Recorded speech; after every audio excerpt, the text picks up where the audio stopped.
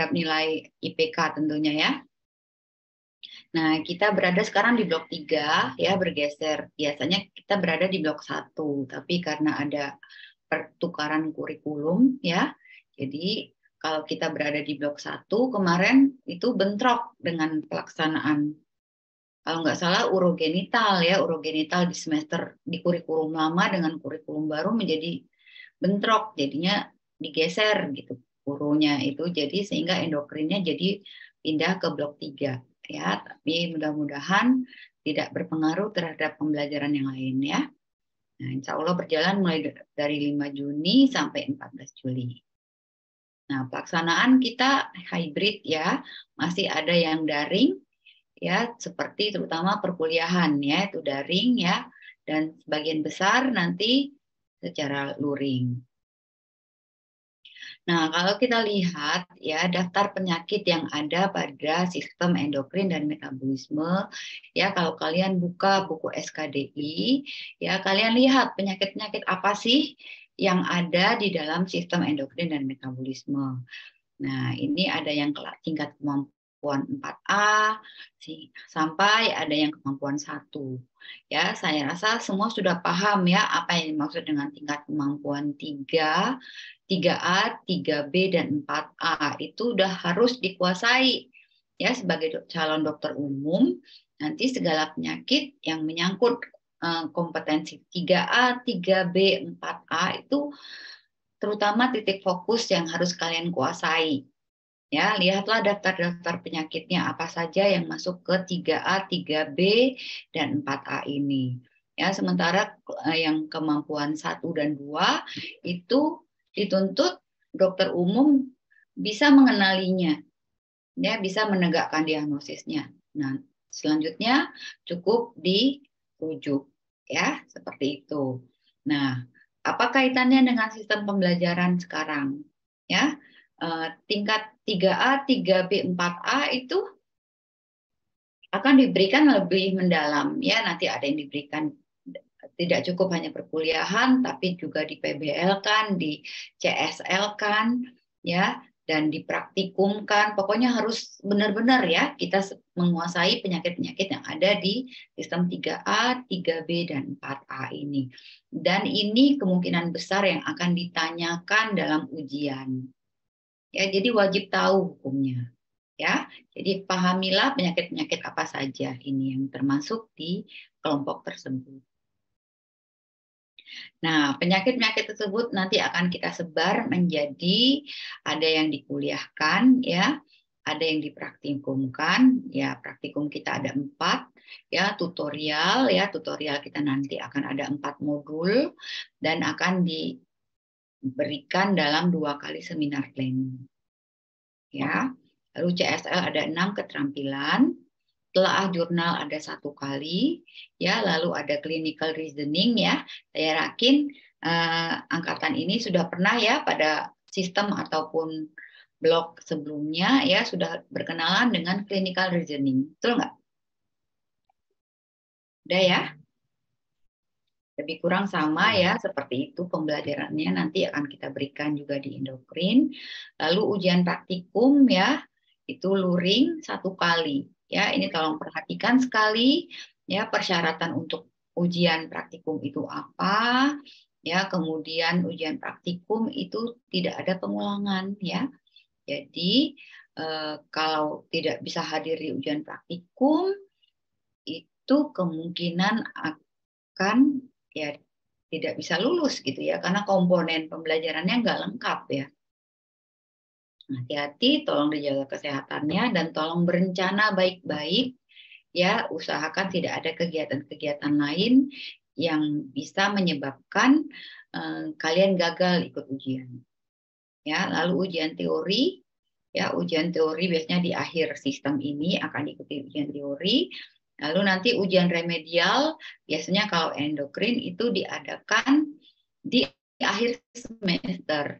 Ya, jadi ujian remedialnya itu setelah semua komponen nilai kita dapat nilai akhir, nah itu baru yang nilainya masih belum lulus ya, itu akan diberikan kesempatan mengulang dalam ujian remedial. Ya, jadi tidak semua ikut ujian remedial ya kalau untuk endokrin.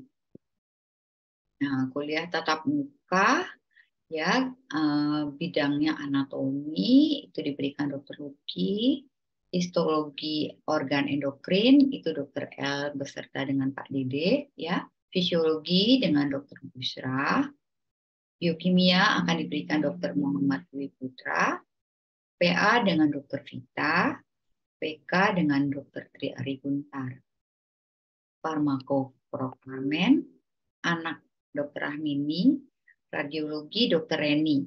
Ya.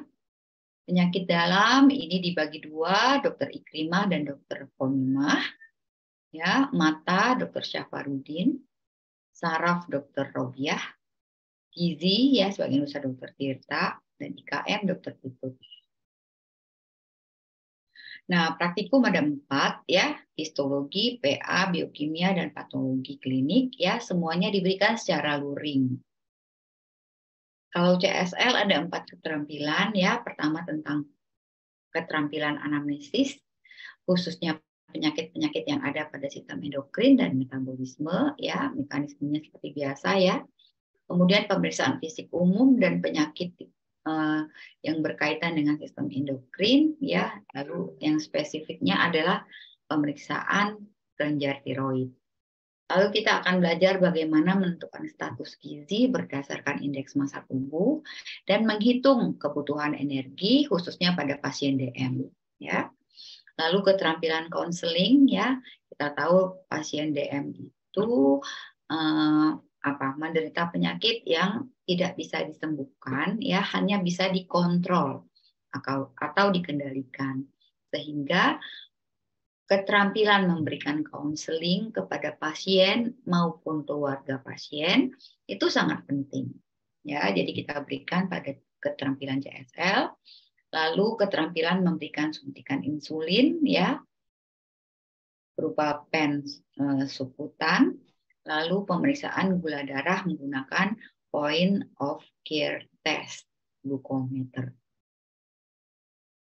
Nah, untuk tutorial ada 4 modul ya, modul resistensi insulin dan DM, lalu modul DM pada kondisi khusus ya, kemudian kita adakan pleno pertama. Kemudian modul komplikasi akut DM dan tiroid, lalu dilanjutkan dengan pleno yang kedua. Nah, ini plenonya kemungkinan hybrid ya, tapi belum tahu ya, mungkin juga berubah menjadi luring ya, kita lihat nanti ya kondisinya bagaimana. Nah, telaah jurnal itu hanya 1 kali. Bagaimana caranya? Nanti kita akan memberikan 1 buah artikel ya, yang insya Allah akan diberikan 3 hari sebelum pelaksanaan judging ya. Itu akan dibahas oleh 1 subkelompok. Jadi kalau 1 kelompok ada 2 subkelompok, itu akan diberikan 2 artikel. Ya, masing-masing subkelompok membahas 1 artikel jurnal. Ya, lalu itu akan diresumekan, lalu dibuat slide presentasinya, lalu dipresentasikan pada saat kegiatan journal reading. Ya, jadi akan ada 2 presentasi ya oleh 2 subkelompok ya. Jadi kalau 1 subkelompok presentasi berarti kelompok antagonisnya itu akan sebagai grup untuk apanya ya, untuk membahasnya ya, untuk bertanya gitu. Oke. Apakah ada yang bertanya tentang telaah jurnal ya? Nanti setelah dipresentasikan, lalu seperti biasa ya, perorangan ya harus membuat laporan. Ya, laporannya itu kalau tahun lalu sih kebiasaan kita itu tidak diketik tapi ditulis tangan. Jadi diharapkan tidak ada yang copy paste tapi semua menulis. Ya, dan itu tidak boleh sama ya, karena walaupun kita sama-sama membaca artikel yang sama-sama membahas pada kegiatan journal reading, tapi setiap orang pasti memiliki gaya masing-masing di dalam menuliskan resumenya ya. Jadi kalau ada yang sama Ya, tidak peduli siapa yang mencontek, siapa yang dicontek, dua-duanya laporannya akan dinilai 0. Itu ya. Ini hanya untuk memperkenalkan kita terhadap jurnal-jurnal terutama yang membahas tentang penyakit yang berkaitan dengan sistem endokrin. Lalu clinical reasoning, ya setelah semua modul dibahas, ya diharapkan setiap orang mempunyai analytic thinking terhadap penyakit-penyakit yang ada pada sistem endokrin, ya, dan kita akan memberikan suatu kasus, lalu nanti akan diminta untuk menganalisis kasus tersebut, ya seperti biasa, ya biasanya juga dipandu oleh dokter Oktarinal dan koordinator dan sekretaris sistem. Ya, bagaimana bobot penilaian ya? Nah, sebagian besar 55% itu adalah dari nilai ujian teori. Ya, lalu praktikum ya 20%. Jadi sangat besar ya. Saya harap praktikum yang 4 itu dijalani dengan sangat baik ya, dipahami. Ketika ujian saya harap juga semuanya hadir, perhatikan syarat mengikuti ujian praktikum ya, kalau tidak salah itu 75% kehadiran ya. Artinya semua harus diikuti ya.